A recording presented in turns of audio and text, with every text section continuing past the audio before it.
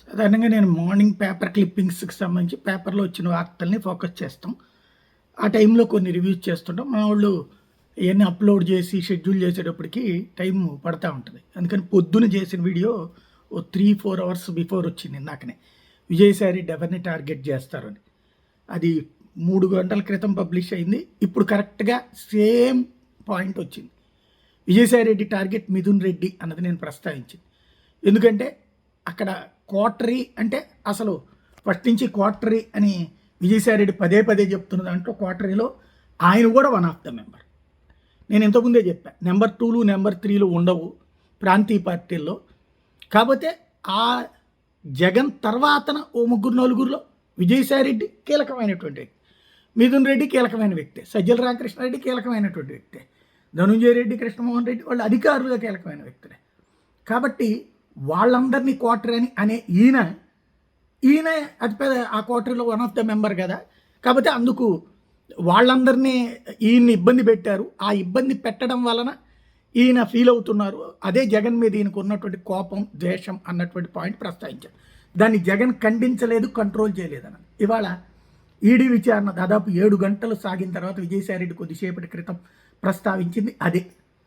తను రాజకీయ సన్యాసం చేశాక రాజకీయాలు వదిలేశానన్నది. అప్పుడు ఎలక్షన్స్ అయిపోయాక జరుగుతున్న పరిణామాల మధ్యన ఎందుకైనా అంటే ఏదో ఒక కేసుల్లో పట్టేసుకుంటున్నారు, పెట్టేస్తున్నారు, అరెస్టులు చేస్తున్నారు. ఇప్పుడు చెవిరెడ్డి లాగా, లేకపోతే సజ్జల మీద పెట్టిన కేసుల్లాగా మిథున్ రెడ్డిని అరెస్ట్ చేసి జైలు పెట్టిన తరహాలో తను అలా వెళ్లకుండా ఉండటానికి ఆ రోజున ఒక రకంగా ప్రభుత్వానికి అనుకూలంగా ఉంటానన్నటువంటి సంకేతం ఇచ్చారు.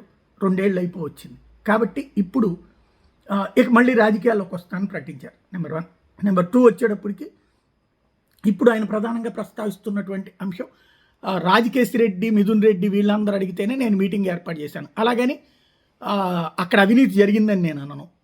నెంబర్ 2. నెంబర్ 3, జగన్మోహన్ రెడ్డి ఎప్పటికైనా క్వార్టర్ని వదిలిపెట్టకపోతే ఆయన గెలవడు. నెంబర్ 4, కూటమి బీజేపీ వాళ్ళు నన్ను పిలవలేదు.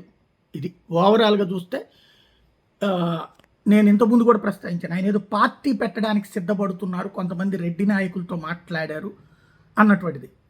తన ప్రత్యామ్నాయ రాజకీయ ప్రణాళిక ప్రకటిస్తానన్నారు. ఓవరాల్గా చూస్తే విజయసాయి రెడ్డి కొత్త రాజకీయ పార్టీ దిశగా అడుగులు వేస్తున్నట్టు కనబడుతుంది. సేమ్ టైం నేనేం అప్రూవర్గా మారను అన్నటువంటి పాయింట్ చెప్పుకురావడం ద్వారా నేనేం జగన్కి వ్యతిరేకిని కాదు, జగన్కి ద్వేషిని కాదు, జగన్కి తెలియకుండానే చాలా జరుగుతుంటాయి అన్నటువంటి పాయింట్ని ప్రస్తావించడం ద్వారా జగన్తో నేను శత్రుత్వం పెట్టుకోవట్లేదు అన్నది, కోటరీ వాళ్ళు చాలా తప్పులు చేశారు అన్నటువంటి విధంగా అటు వైసీపీ కార్యకర్తల్ని సంతృప్తి పరిచేటట్టుంది. ఎందుకంటే అనేక మంది కార్యకర్తలు ఆ మిగతా నాయకుల మీదన, కేంద్ర స్థాయిలో నాయకుల మీదన కోపం ఉంది కాబట్టి ఆ కోపాన్ని సంతృప్తి పరుస్తూ, ఆ అభిమానులు సంతృప్తి పరుస్తూ జగన్ మంచోడే, కిందోళ్ళు మాత్రం చెడ్డోళ్ళు అన్నటువంటి కోణాన్ని ప్రొజెక్ట్ చేసుకుంటూ వచ్చారు. ఓవరాల్గా విజయసాయి రెడ్డి వ్యూహాత్మకంగా వివరించారు. ఈడీ విచారణ తర్వాత ఆయన వ్యూహం నెక్స్ట్ స్టెప్ పార్టీ పెట్టడమా, లేదంటే తెలుగుదేశంలోకి అయితే వెళ్తారా అంటే కూటమిని గురించి కూడా విమర్శించారు.